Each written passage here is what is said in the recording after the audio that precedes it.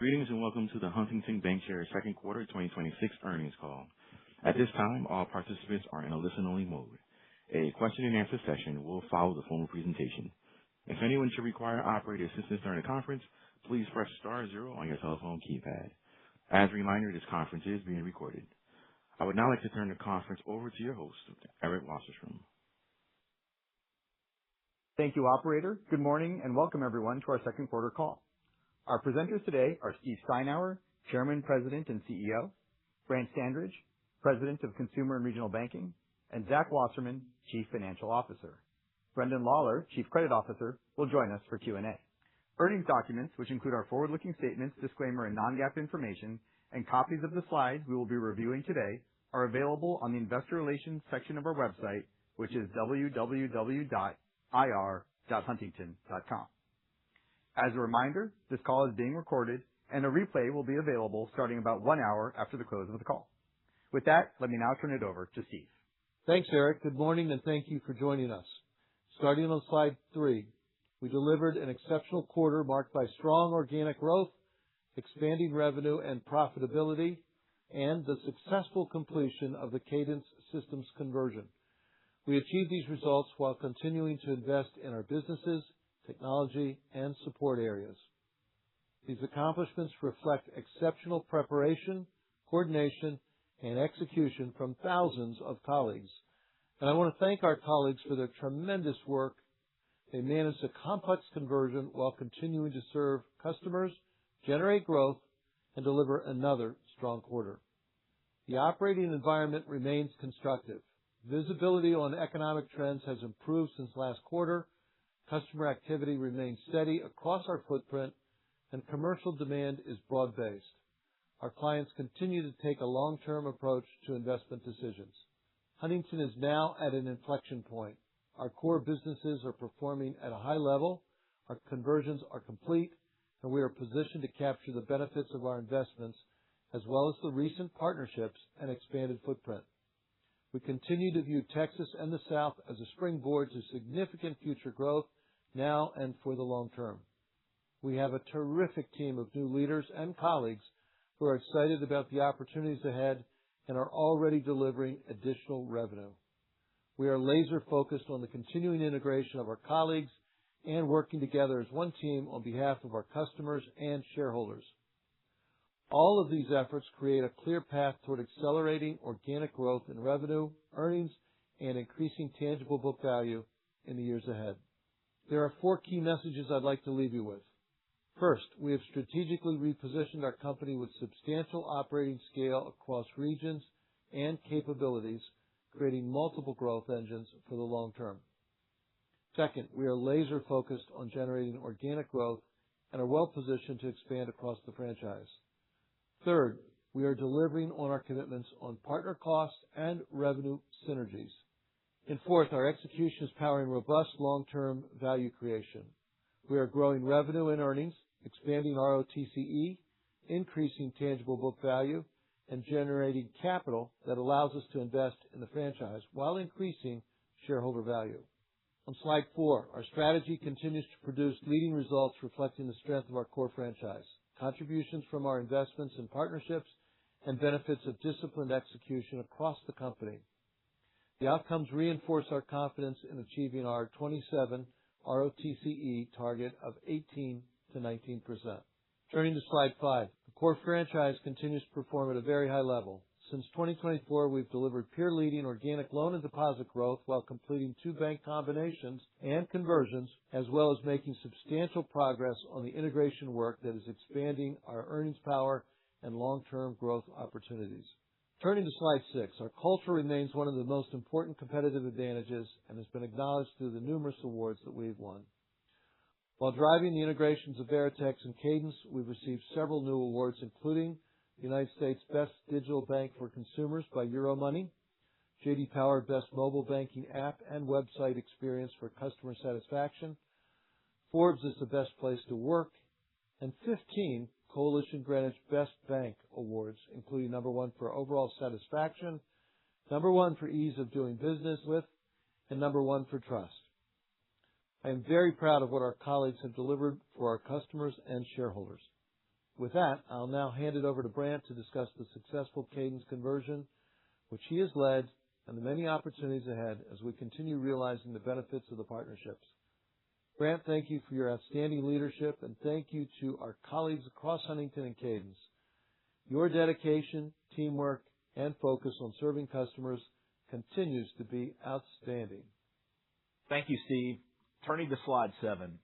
Last month, we successfully completed the Cadence systems conversion with strong engagement from both customers and colleagues. I want to reiterate our thanks to colleagues across the entire company for the dedication and preparation that made this possible. The conversion was completed just 235 days after announcement and reflects the strength of our integration playbook, our disciplined execution, and the deployment of AI-enabled tools to automate a number of the manual processes. Importantly, our customers and colleague engagement remains strong, and in a result that very few banks achieve, we actually grew deposits during the conversion weekend and the weeks that followed. This outcome demonstrates both the quality of the customer experience and the trust customers place in our franchise and in our colleagues that continue to serve them. During this conversion process, we trained and transitioned 4,500 colleagues onto Huntington systems. We onboarded hundreds of thousands of customers to Huntington platforms, converted ATM and ITM locations, completed signage changes across more than 4,000 signs, and provided early customized treasury products, onboarding, and training to over 6,000 high-value commercial customers. These are tangible examples of the detailed planning and thoughtful execution that went into the conversion. With this major operational milestone now behind us, our focus shifts from conversion to growth. Turning to slide 8, we remain on track to attain the $365 million in cost synergies in the fourth quarter, and the revenue opportunity is developing as we planned. Let me highlight just a few examples. One of our core objectives is to bring Huntington's broader capabilities, larger balance sheet, and specialized expertise to customers across the entire Cadence footprint. We are already seeing meaningful proof points. For example, our pipelines reflect expanding client commitments by nearly $1 billion across energy, commercial real estate, and our auto floor plan businesses, including more than $500 million of additional commitments in energy and CRE, and approximately $440 million of auto floor plan pipelines. These opportunities simply were not available prior to combining the franchises. Capital markets is another strong example. Since closing, we've completed more than 10 transactions with customers in the Cadence footprint, generating approximately $12 million of fees while building a robust pipeline of future opportunities. We're increasingly being brought into larger, more advisory client discussions where our scale and capabilities and expertise allow us to capture additional economics and strengthen our customer relationships. Payments is developing similarly. Our merchant services, treasury management, and commercial card capabilities have created new revenue opportunities while helping us deepen primary operating relationships with customers. Another encouraging proof point is how the Cadence franchise is performing from a deposit perspective. Since closing, production has remained in line with our targets as we successfully transition the franchise towards Huntington's relationship-based model. We're retaining approximately 80% of maturing CD balances. We've reduced higher cost wholesale funding and broker deposits, and we're increasing the growth of checking accounts. We also remain disciplined with pricing. With our pricing analytics capabilities, we're able to optimize rates at the local market level, allowing us to remain competitive and protect customer relationships. Another key area of synergy is digital deposit acquisition.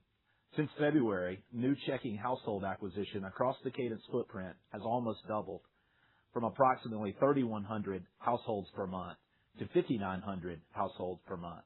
It's important to note this is before we have undertaken any of the plan and substantive marketing investment in these regions, and is an early proof point of the power of Huntington's digital deposit acquisition capabilities. Now, as we enter the third quarter, We're excited to begin the ramp-up of our marketing activities to drive further engagement and activity. These results reinforce a point we've long emphasized. Our objective is not simply to gather deposits. Our objective is to grow profitable primary bank relationships. That's why household growth, checking account growth, and customer engagement metrics are so important to us. Those relationships ultimately create opportunities across payments, wealth, treasury management, lending, and capital markets. At the same time, we're adding experienced bankers across high-growth markets, including Dallas, Houston, Fort Worth, Austin, Nashville, and Atlanta, while expanding the private bank, specialty banking, and treasury management capabilities through the Cadence footprint. Taken together, these results reinforce what attracted us to Cadence in the first place. This partnership was never simply about cost synergies.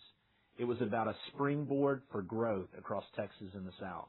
While we're still early in realizing the full opportunity, the customer activity, production trends, revenue synergies, deposit performance, and pipeline we're seeing today reinforce our confidence in the long-term growth and earnings potential of the combined franchise. With that, I'll turn it over to Zach to discuss the quarter's financial results in detail. Thank you, Brant. Turning to slide 9, our second quarter results demonstrate strong execution across the company. I want to underscore 3 key ideas. First, the core franchise continues to perform exceptionally well. We delivered another quarter of strong organic loan and deposit growth, expanded fee revenues, and demonstrated excellent credit performance, all reflecting our disciplined approach to growth. Second, integration execution is translating into financial benefits.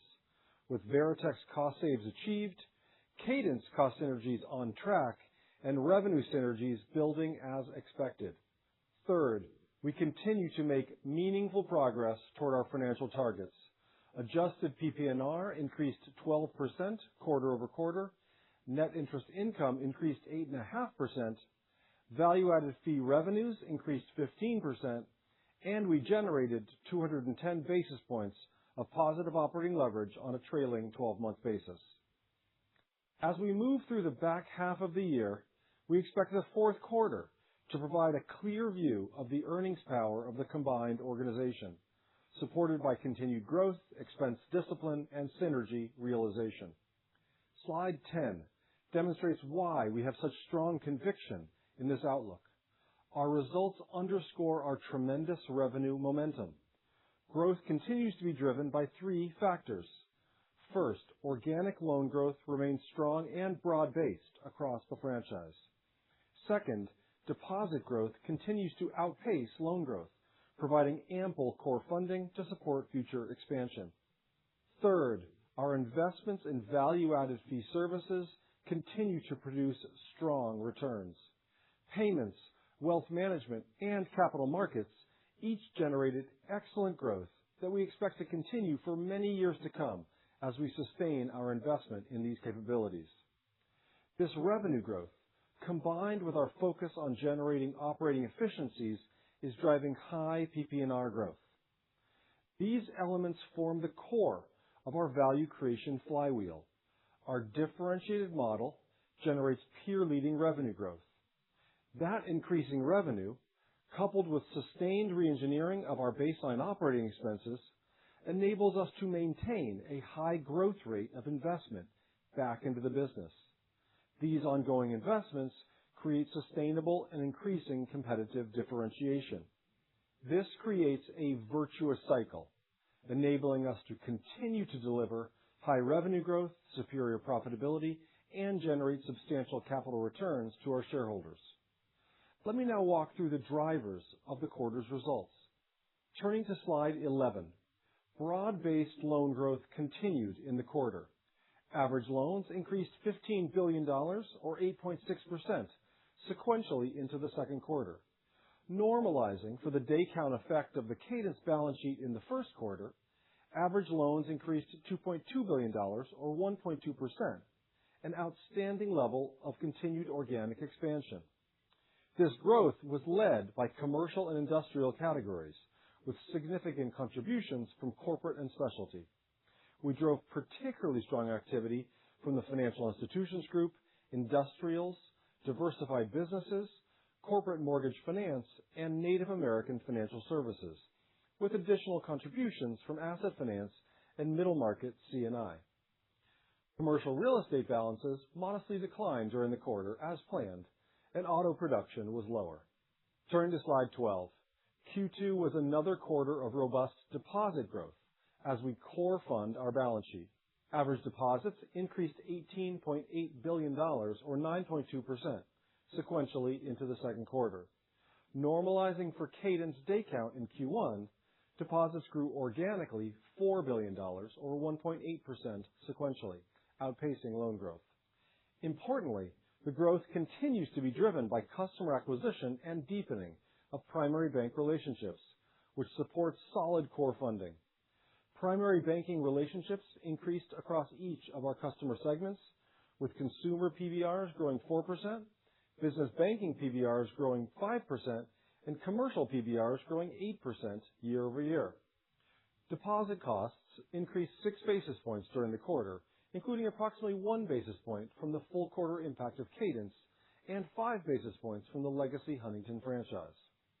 Our deposit strategy remains disciplined, focused on driving valuable and granular funding that enables us to sustain our high growth rate while maintaining attractive spreads. As Brant discussed, we are also seeing encouraging results from our early optimization efforts within the Cadence footprint, including strong retention of maturing CDs and production trends that are tracking in line with our expectations. With the conversion successfully behind us, we are now positioned to execute on optimization across the combined deposit portfolio. Turning to slide 13. This combination of strong core funded asset growth generated $2.1 billion in net interest income, a sequential increase of 8.5%. As we look out over the remainder of the year, we expect loans to grow sequentially each quarter going forward, funded by continued expansion in core deposits. Pipelines continue to support our conviction in our continued revenue momentum over the back half of 2026 and into next year. Turning to net interest margin on slide 14. Our NIM increased 10 basis points year over year and declined 3 basis points sequentially. The year-over-year increase reflects the migration of our assets into higher yielding categories combined with yield expansion, while the quarter-over-quarter decline reflected the full quarter impact of the Cadence balance sheet and higher funding costs. We believe Q2 is the trough for our NIM and expect expansion from here, driven by 3 factors. First, we expect to benefit from additional fixed asset repricing. Second, toward the end of the quarter, we released the additional liquidity we had intentionally added in the first quarter. While the prior addition of this liquidity was appropriate from a risk management position and neutral to NII dollars, it did create a temporary drag on NIM, which we've now alleviated. And third, as I noted, we see meaningful opportunities for optimization within the Cadence deposit portfolio. These actions will partially mitigate further increases in overall deposit costs. Turning to slide 15. Fee income continues to be a significant source of strength across all categories and an important contributor to our growth flywheel. We grew value-added fee revenues more than 60% year over year. Excluding the impact of Cadence and the acquisition of the Janney Capital Markets business, as well as last year's sale of our corporate trust business, value-added fee revenues grew approximately 30% on an organic basis year over year, reflecting exceptionally strong underlying core momentum. In our key strategic areas of focus, payments grew 10% year over year, wealth management grew 12% year over year, capital markets grew 46% year over year, and loan and deposit fees grew 19% year over year. Importantly, these businesses are benefiting from both strong organic growth and the additional opportunities created by our new partnerships. We believe this strength contributes to a powerful revenue and earnings profile that is increasingly diversified, with growing emphasis on capital-light, recurring fee revenues that support our ability to deliver sustained growth over time. Moving to expenses on slide 16. Non-interest expense was $1.8 billion, up $35 million from the prior quarter. Excluding one-time items, Non-interest expense was $1.7 billion, up $145 million sequentially, driven primarily by the full quarter impact of the Cadence expense base. Other drivers included $27 million of increased personnel costs due to higher incentive and performance-based compensation, the full quarter impact of merit changes, and day count. We remain on track to achieve the combined $435 million of run rate expense synergies from Veritex and Cadence cumulatively by the fourth quarter. Importantly, in addition to those partnership-driven expense synergies, our ongoing expense efficiency reengineering program is continuing to drive meaningful benefit. This year, we're on track to deliver more than 1.5% expense reduction to our baseline operating expenses, well in excess of our long-term 1% per year target. This creates additional investment capacity to fuel long-term growth. As noted, these combined actions drove 210 basis points of positive operating leverage over the past year, while we continue to invest across our franchise. We are tracking toward our targeted Q4 core efficiency ratio in the mid to low 54% range. Turning to slide 17, our capital position remains strong, supporting organic growth, a solid dividend yield, and increased capital return through share repurchases. We've consistently grown tangible book value at our targeted high single-digit to low double-digit pace over the last few years. Year to date, we have completed $310 million of our $550 million planned share repurchase program for 2026. We expect to repurchase an additional $1.1 to $1.2 billion in 2027. Slide 18 summarizes how we create shareholder value through disciplined management of growth, expenses, capital, and integration execution. Our underlying earnings power generated 13% tangible book value per share growth before distributions, enabling us to sustain a 3% dividend yield and repurchase $160 million of shares in the quarter. Year-to-date share repurchases have reduced outstanding shares by approximately 1%. The business continues to generate very strong return on capital. Adjusted return on tangible common equity was 16.7% on a trailing four-quarter basis and 17.5% in Q2. The power of the core businesses, augmented by the partnerships and integration, position us to drive the next phase of value creation, with ROTCE forecasted in the 18 to 19% range. Turning to slide 19. Credit performance remains strong and consistent with our expectations. Net charge-offs continue to trend near the low end of our guided range, and we hold substantial reserve coverage. Our criticized asset ratio declined during the quarter, and we expect that trend to continue as we execute our normal credit management strategies. NPAs remain elevated due to increases in government-guaranteed loan categories, which have virtually no loss content, and downgrades of select commercial credits. Importantly, we continue to see stable trends across the broader portfolio. We're very pleased with credit performance and remain confident in maintaining top-tier credit outcomes. Turning to slide 20. This year's CCAR results again reinforce the strength and consistency of our credit profile under the Federal Reserve's severely adverse scenario. Huntington delivered a top-tier outcome on modeled credit losses, with cumulative loan losses of 5.9% of average loans, which is second lowest in our regional peer group, and an improvement from 6.1% in the 2024 cycle. Just as importantly, our allowance remains strong relative to the Fed's modeled stress losses, underscoring the resilience of the balance sheet. The strength of our franchise has been validated time and again in the Fed's stress tests. The results demonstrate the strength of our through-the-cycle approach to credit and capital management, as well as the durability of our financial performance, while supporting continued capacity to fund organic growth and return excess capital over time. Turning to slide 21. The trends on this slide demonstrate the strength of our operating model. We expect continued revenue momentum, supported by loan and deposit growth, strong fee income, cost and revenue synergy realization, and ongoing efficiency enhancement. As those factors come together, as I noted earlier, we expect the fourth quarter to provide a clear view of the earnings power of the combined company and a solid launch point for 2027. We expect this strong revenue formation, combined with expense synergies and our continued focus on efficiency, to drive solid PPNR growth. As I noted, we're on track to achieve a core efficiency ratio in the mid to low 54% range by the fourth quarter. The outcome of all of these measures is that we anticipate continued high tangible book value per share growth while returning capital to shareholders.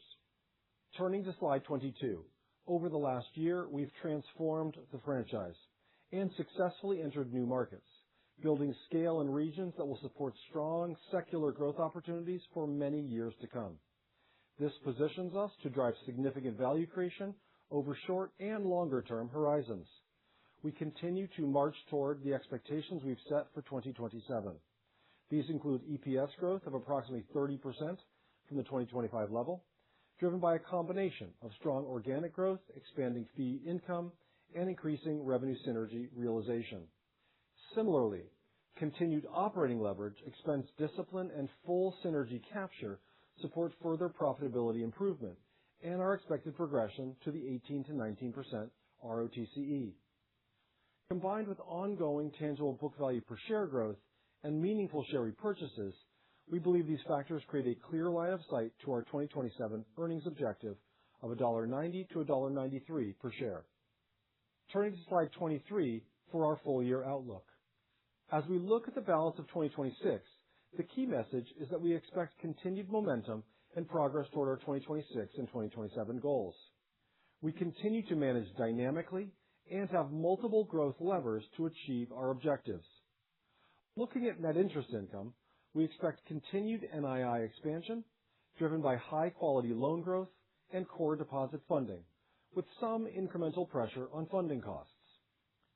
Our outlook for average loans is now tracking at or above the high end of the range, reflecting continued end market demand, particularly among commercial customers.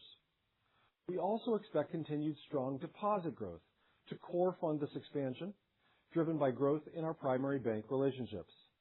Based on these expectations, we expect to be at the bottom end of the NII range or perhaps modestly below it.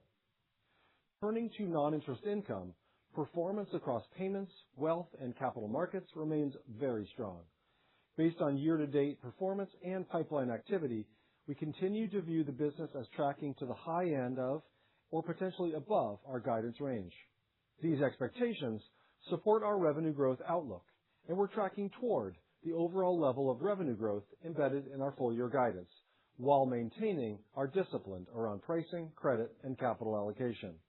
On expenses, we continue to execute against our expense synergy targets and remain on track to achieve the $435 million of annualized run rate cost synergies by the fourth quarter. We're accomplishing this while continuing to invest in attractive growth opportunities and re-engineer our core expense base. The strength in our fee income streams creates some modest upward pressure on expenses, which we intend to mitigate through management actions.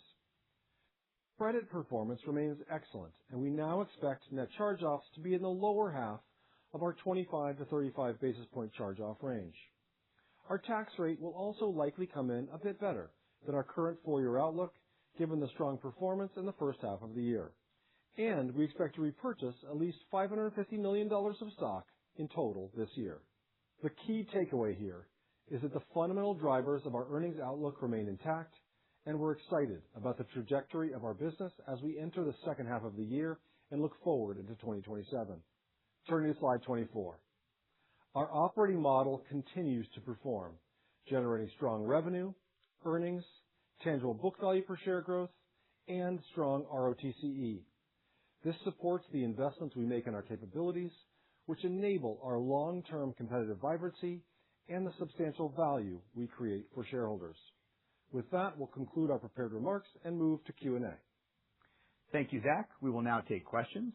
We ask that, as a courtesy to your peers, each person ask one question and one related follow-up question. If you have additional questions, please return to the queue. Thank you. Thank you. And at this time, we will be conducting a question and answer session. If you would like to ask a question, please press star 1 on your telephone keypad. A confirmation tone will indicate your line is in the question queue. You may press star 2 if you would like to remove your question from the queue. For participants using speaker equipment, it may be necessary to pick up your handset before pressing the star keys. One moment, please, while we poll for questions. Our first question comes from the line of Erica Najarian with UBS. Please proceed with your question. Hi, good morning. So I do have to say this, and you know, it's the stock opened down 5. It's still down 5. I think the street's feeling a little bit some sort of way that you put in your slide that your outlook is unchanged, but that your net interest income, outlook, you said, Zach, that it was going to be at the low end, or below. So, maybe just unpacking that dynamic, you mentioned sort of incremental pressure on deposit costs. Could you maybe sort of, break down, what's happening from a competitive dynamic standpoint versus some of the deposit cost optimization? Because I know that the revenue synergies that you've been flagging had been very much based on some of the deposit cost optimization of that Cadence base. So help us walk through what you're assuming for deposits specifically without a Fed rate hike, and how you expect the margin to perform with a rate hike. Sure. Thanks, Erica. Good morning, and it's great to be with you. Maybe I'll address some of the various points you've raised in your comments and question, and I think Grant will tack on as well. So look, on the guidance, I'll just share our overall revenue outlook continues to be very robust, and ultimately our objective is driving overall revenue growth. We're seeing, on spread, the mix is sort of shifting more toward volume driven, but we're expecting to see quite strong loan growth here as we go into the back half of the year.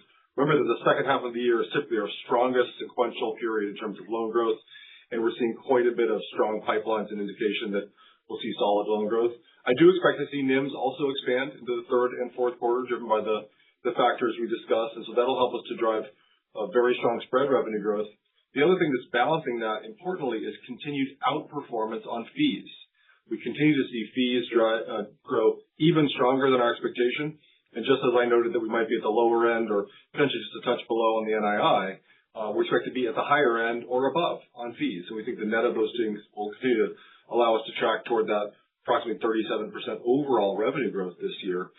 On deposit costs, what I tell you is, look, we're not expecting any change in the competitive environment. It is competitive, but we're also seeing great opportunity to drive volume growth and to ultimately drive optimization within the overall combined deposit base, particularly now that we've gotten through the Cadence systems conversion. So really confident about our ability to execute on that. Maybe Brent, do you want to pick up and share? Yeah, Erica, this is Brent. If I could just tag on and to highlight the points Zach just made, it is competitive, but we still see it as being rational.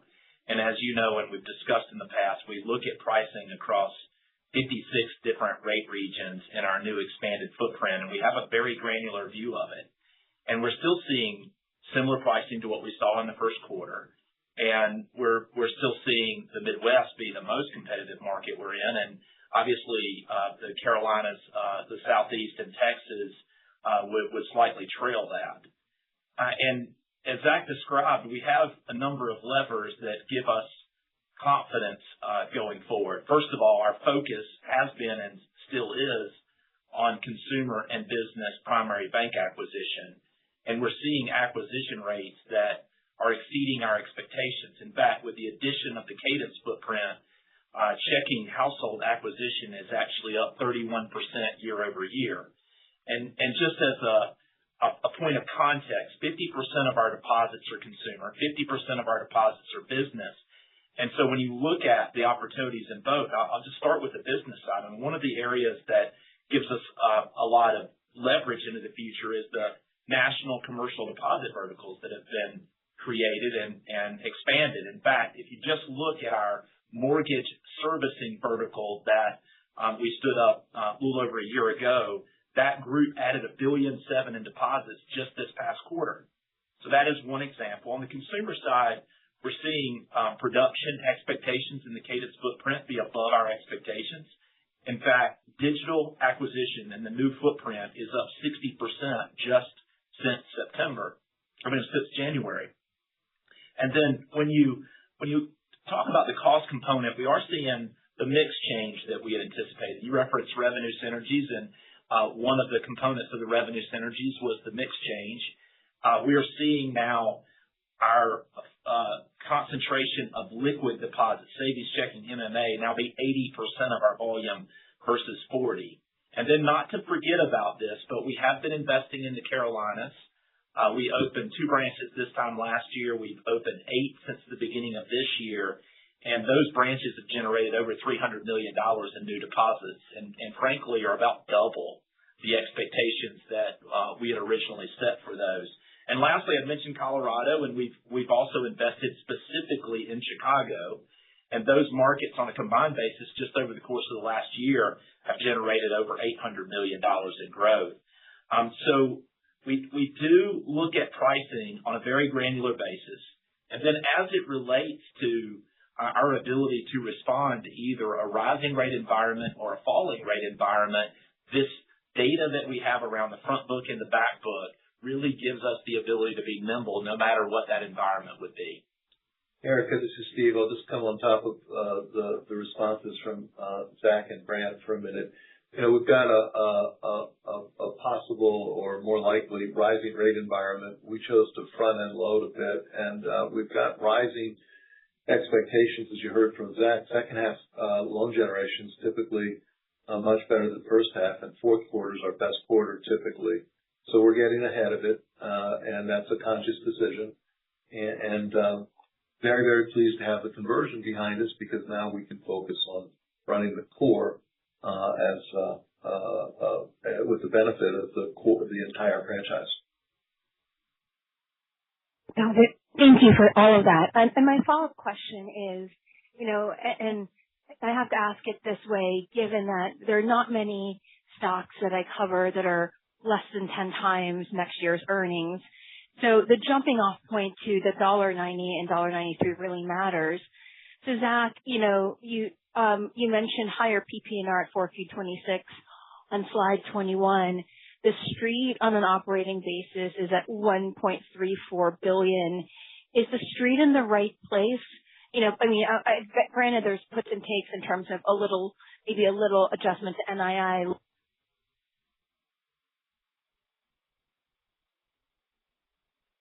PPNR for 4Q26. Yeah, appreciate it. Look, I'm not going to talk specifically about consensus. I'll share with you our outlook, and you all can interpret that and create models. But what I'll tell you is our expectations for growth into 2027 are unchanged. We continue to be marching toward those objectives, and I'd really tell you they are threefold in our view. One is the earnings per share of $1.90 to $1.93. The second is return on tangible common equity and generating significant positive return on capital between 18 and 19%. And then importantly, continue to drive capital accretion on a tangible book value per share basis of greater than 10%. And we're on track for that. You know, if I think about the back half of the year, I think Q4 will really be the strongest quarter from an earnings perspective, and it'll be incrementally driven by significant run rate cost synergies from Cadence, which we're now that the conversion is through, really executing through the course of this quarter, Q3, it'll be fully in the run rate into Q4. That'll be the biggest sequential driver of increased profitability into the fourth quarter. And so I expect the Q4 EPS to be very strong. You know, by my calculus, it will, it'll imply low teens year-over-year growth in terms of that trended Q4 level into the full year 2027 earnings per share, which is well within the current earnings growth trend we've got. And if I double click into that and share my view of how the model would work for that, high single digits, loan and deposit growth, a stable to rising NIM, strong spread revenue, therefore, continued extraordinarily good fee revenue. And I hope we can unpack more of that in this call because we are seeing, as I noted, outperformance on fee revenue. We expect to see high single digit to likely low double-digit fee revenue growth. On expenses, we're expecting to see between 400 and 500 basis points of total operating leverage. And that'll be a function of the full run rate of the cost synergies and another year of baseline reengineering of our cost base. One of the things that I shared in the prepared remarks, but I just elaborate here. For the last 7 years, we've generated 1.3% on average per year reduction in the OpEx of the company. 2026 is actually more than that, 1.6%. Next year will be more again, and we already have that program defined. The operating actions are already part of our plan. You couple that then with stable credit and a lower share count from all the share repurchases we're doing. That's the ingredients to get to a teens level EPS growth. So from our perspective, there's a lot of the year left to play out here in 2026, but we're continuing to drive toward that extraordinarily strong Q4 and then into 27. Eric and Steve, just to emphasize a couple of points. We're 17.5% on equity during a quarter when we had the biggest conversion in our history, and we think it was very successful conversion, by the way. So strong performance with the growth metrics and the returns, and the operating leverage came through. I think we moved the efficiency ratio improved by 1% during the quarter. Now this was a really busy quarter. 5,000 new colleagues, 1,400,000 customer accounts, 400 plus of branch and office locations. So converting, and we did this 140 days after closing. So the team has done, I think, a tremendous job at delivering on an accelerated basis, a really high quality conversion, putting us in a position now to accelerate the back half of the year and beyond as we go forward on one suite of systems. So we feel really good about where we are. There's opportunity for us in multiple areas in terms of driving further revenue and the operating expenses that we said we would take out. We've got them frankly nailed. So we'll deliver the 435. Thank you. Thank you. Our next question comes from the line of Manan Gosalia with Morgan Stanley. Please proceed with your question. Good morning. Maybe on the NII guide for the year, as we look at the underlying pieces, loan growth is coming in better than last quarter. Deposit growth is running higher than loan growth, so you're clearly pre-funding some loan growth from the second half of the year. You've also released the liquidity. So I guess relative to last quarter, what is tracking more negatively that drives you to the low end or below the low end of the NII guide? Is it deposit costs? Is it loan spreads? Yeah, thanks, Manan. This is Zach. I'll take that. Look, the biggest single change in our outlook around NIM is deposit costs and the pricing environment around that. By the way, that's not overly surprising. If you see now in the industry, we're seeing, frankly, a quite healthy environment of banks now regrowing and getting back to loan growth, which is clearly good for the economy. And that then also means the need to core fund that and some incremental competition on deposits. And further, the interest rate environment is probably the even bigger change, going from an expectation of 4 to as many as 7 rate reductions over a 2-year period, now to an expectation of 1 to maybe 2 hikes here over the coming period. So that's not surprising to see that delta. But on the way we think about it, and we've tried to really be clear about this as we talk about it, is we have multiple levers. We dynamically optimize the business and are continually driving ultimately to the goal, which is revenue growth, earnings growth. And so, as there's slightly lower NIM trajectory, there's also better loan growth trajectory, better fee growth trajectory, ways to optimize that. I will tell you as well, look, getting to the conversion and through that period for Cadence now unlocks the opportunity for us to really go in and manage that deposit base as well and as in nuanced and granular way as we can. And that gives us a lot of confidence we'll to see a benefit from that as we go throughout the course of the second half of the year. And Manan, to the point that Zach was making, as we go through the quarter and as we went through the first and second quarter, we have a large significant focus on creating outstanding revenue and earnings per share growth, but we also are looking closely at return.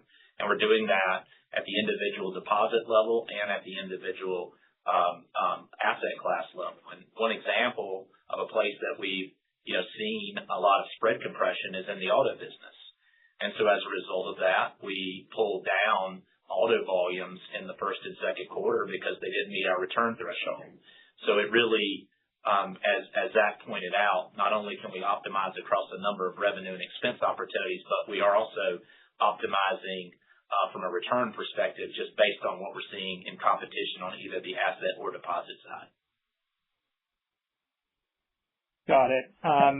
And then if I think about, so the jumping off point for 2027, if we do like a mid-teens or low teens EPS growth rate gets us to about 42, 43 cents of EPS, so maybe about $1.65 or so annual run rate. As you think about the bridge between that and the $1.90 to $1.93, what would be the 2 or 3 biggest drivers that would get you there? Yeah, thanks, Manan. And look, I think I sort of enunciated these a lot in Erica's question earlier. I think we'd see high single digit to low double digit overall revenue growth, which is really, very much balanced between spread and fee revenues, with fees continuing to outperform and grow the fastest in the revenue mix. I think expenses, we're expecting to see very strong expense management actions into 2027, as I mentioned, between 400 and 500 basis points of positive operating leverage. The credit continues to be very stable. We've seen charge-offs this year be within a very tight range. Our expectation is next year something very similar to that. And by the way, if that continues and if the economy continues to be resilient, which it appears to do, that'll give us the opportunity to gradually reduce ACL coverage, likely. And then you've got lower share count, and we're seeing meaningful opportunity to repurchase shares.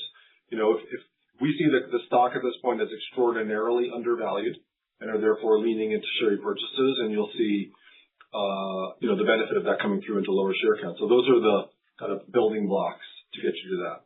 And Manan, if I could just add one example as you look forward to 2027, one of the areas is the springboard that we have in Texas.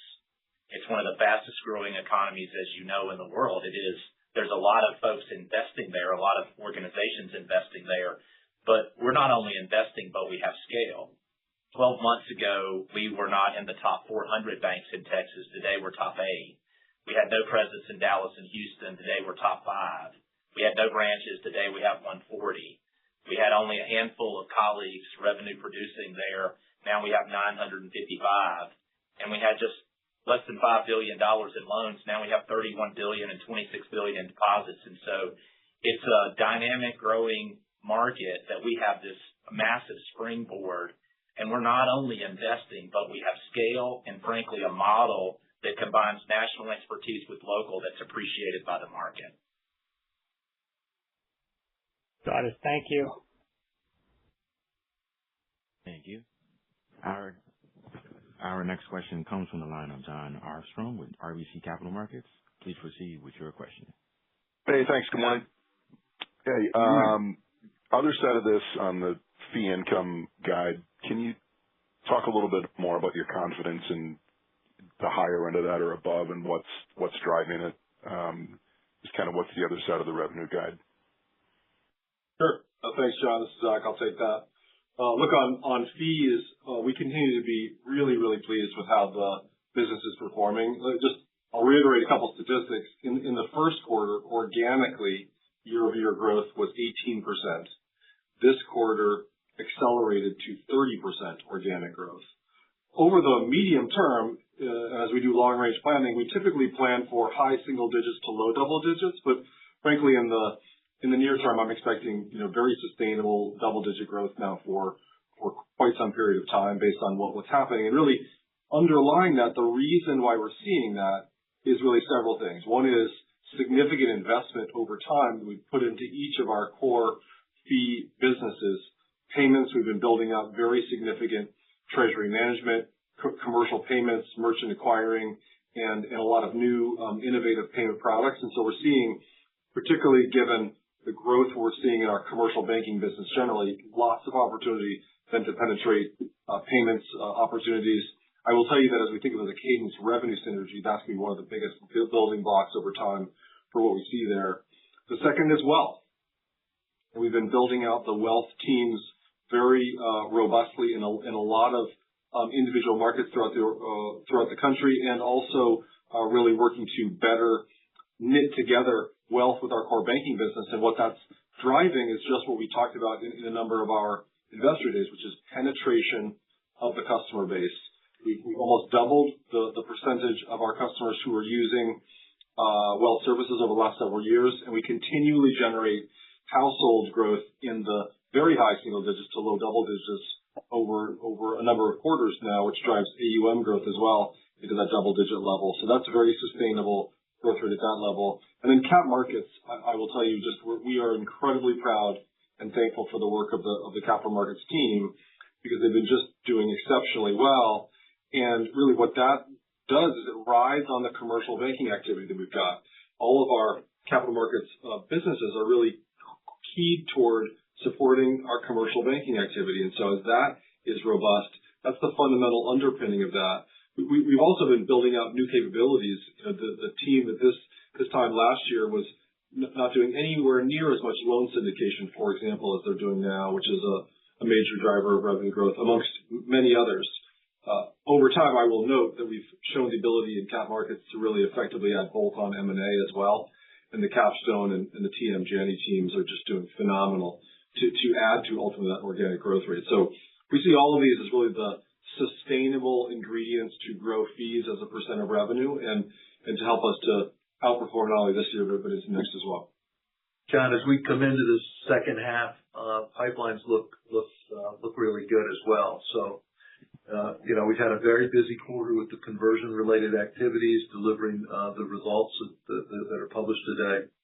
But we've also maintained this effort in terms of growing customer relationships, and you got a sense of that from Brant earlier, and it's reflected in the pipeline. So, one of the issues we've had historically is, could we keep the organic growth rate intact as we move forward with these partnerships? And I think we've answered that call.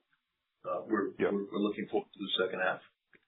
Yeah. Okay. I did want to ask on that, and maybe you just answered it, Steve, but it's hard to tell. Maybe the growth was a little slower this quarter in terms of the organic growth, but just is that fair or not, or are you satisfied with that 1.2% core loan growth? Well, it's a little slower, but about a point of that is indirect auto. If you think about the first two quarters of the year, it's probably around $2 billion of lower production than we would typically have, because we don't like the returns. So the emphasis and discipline around returns, because we're not going to change the risk profile, has moderated the growth. Now, we've seen this before. It typically runs a couple of quarters, and then somebody fills up. Maybe it goes a little bit longer this time, but it will.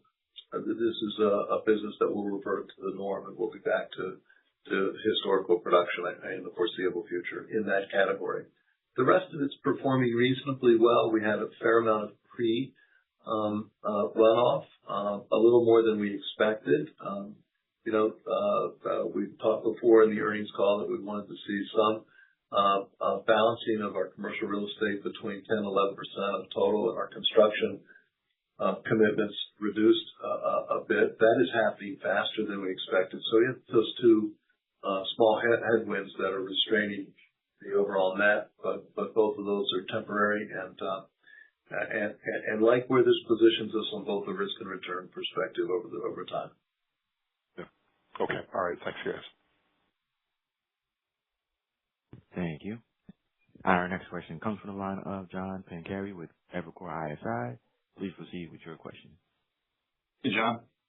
Good morning. In the interest of time, I'm just going to ask one question. On your NII outlook, again, on the qualification of lower end or below that, I hear you on the drivers of the pressure that you, in the answer to Manan's question.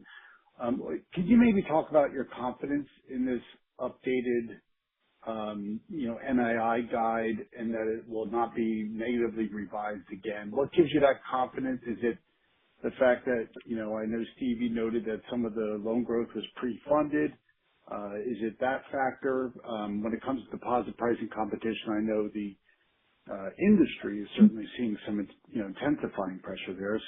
But I think this is key here and, part of what's influencing your stock's multiple. So we'd love to get your confidence on that front. Thank you. Yep. Great question, John. Thank you. Look, there's a lot of the year left to play out, and we are proven to be very dynamic operators to help us to achieve our goals. So that's what gives us the confidence. We've got all of the tools at our disposal to achieve the objectives that we've set. We're growing loan volume. We're core funding that with deposits. As you noted, we actually grew faster in deposits than loans in the second quarter. That would obviously allow us to do the reverse as we go into the second half of the year, if we choose to. We're seeing strong opportunity to optimize in the combined deposit base of the organization. And frankly, it is not our expectation that anything really meaningfully changes in terms of the environment. It'll remain competitive, but we've got lots of tools at our disposal. I think Grant really effectively illustrated that in some of his earlier comments. So look, ultimately the goal is revenue growth. And not just NII revenue growth, but total revenue growth. So feel very good about the multiple levers we've got, the multiple paths to achieve our goals. And I would say it's revenue growth and the returns. So there's a balance to this equation, translating to earnings and high levels of return, John. And so, 17.5% on equity now, goal of 18 to 19. We've got the expenses. The revenue synergies look good, really good. So we're sitting here with a confidence, and we'll navigate wherever we see, modest issues emerge, like we did with this auto thing. We're not going to trade off return with volumes. So, the team is now positioned post the conversion for us to grow in these next couple of quarters and beyond. We like how we're setting up for the second half. Thanks, Steve. Appreciate it. Thank you. Thank you. Our last question comes from the line of Ken Usdin with Autonomous Research. Please proceed with your question. Hey guys, good morning. Just want to try to hone a little bit more still into the NII. So you got loan and deposit growth in the second half, clear from the guidance. The size of the balance sheet, though, was definitely smaller than people thought in this kind of tough to understand average quarter. Can you give us as tight of a range as you can for where the AEA will be for the 4Q exit that implies that, that NII again? Yeah, part of what I think you're seeing in the average earning assets for the quarter was the actions we've taken to optimize liquidity and to bring down some of the elevated cash levels. And so that probably obfuscated some of the trends. Look, I think what I'd point you back toward is the loan and deposit guidance. Ultimately, my expectation for cash and securities here as we exit this quarter is very much to what we were running last Q4. If you want to use that as a modeling input, and the objective function that we've got here at this point is to continue to drive, as I noted, strong loan and deposit growth. My general expectation is in this sort of 2 to 3% per quarter range. So you mentioned in the slide deck that you expect organic, I think you say deposit growth dollars should outgrow loan growth dollars from here. So is it fair to say that now that you've reset the balance sheet, that average earning assets should grow pretty close to what deposit growth grows? I think it's a reasonable assumption. I think, look, our expectation is we'll see deposit and loan growth growing quite well relative to each other. I think the difference between those growth rates won't be overly notable here as we go into the back half of the year. Our objective over time is to match fund. We feel like the loan to deposit ratio is in a great spot. Okay. And sorry, one more, just that, just on deposit costs, given that there's still some things to work on post conversion now, I know you mentioned that, that there's a little bit of an upward bias, but can you give us any sense of where June 30 spot deposit costs were versus the average, and then just, what type of upward pressure you would see, assuming there's no rate cut, at least to give a common basis maybe to talk about it in? No rate hike, I meant. I want to be careful getting overly precise here. As we noted, we expect to see the overall NIM, and we're managing ultimately, NII dollars, and NIM is an important element of that. We expect the NIM just to rise modestly into the low 320s in the third quarter, and then into the mid to high 320s in the fourth quarter. And that'll be, some modest several basis points of incremental deposit pricing, but offset by, as I noted, opportunities to optimize within the combined deposit base and fixed asset repricing and the optimization of liquidity. So those are the kind of ingredients overall, and we will drive toward that dynamically to achieve the overall revenue objectives we've set. Thanks, Ken. Thanks, Zach. Thank you. Ladies and gentlemen, we have reached the end of the question and answer session. I would like to turn the call back to Mr. Steinhauer for closing remarks. Thank you, operator. Over the last several years, we've transformed Huntington into a stronger, more diversified super regional bank. We've expanded into attractive growth markets, broadened our business mix, added new capabilities, and reduced risk through greater geographic and revenue diversification. And this has resulted in excellent financial performance, growing tangible book value, and returning substantial capital to shareholders, while our aggregate moderate to low risk appetite has been maintained. So we believe the company is very well positioned for continued growth, and the recent partnerships further strengthen that long-term opportunity. I'd like to close with three key points. First, the core franchise is performing at a high level. We're seeing strong momentum in loans, deposits, and our value-added fee businesses, with capital markets, wealth, and payments all contributing to durable earnings growth. Second, the integration has progressed very smoothly. The June conversion was a major milestone, and both the core franchise and new regions are performing very well. So this gives us confidence in the cost synergy path, and the increases the opportunity to deepen customer relationships across the broader platform. With the Cadence conversion now complete, we're encouraged by growing pipelines and seeing increasing opportunities to convert that activity into revenue synergies as we previously committed. Third, we remain on track to deliver our financial targets. The path to 27 is clear: organic revenue growth, disciplined expense management, synergy realization, and strong capital generation. The fourth quarter will provide a clearer view of the earnings power of the go-forward franchise. We've got strong momentum, a clear plan, and a team that executes. So I want to thank our colleagues for an exceptional quarter, and thank you all for joining us today. And this concludes today's conference, and you may disconnect your line at this time. Thank you for your participation.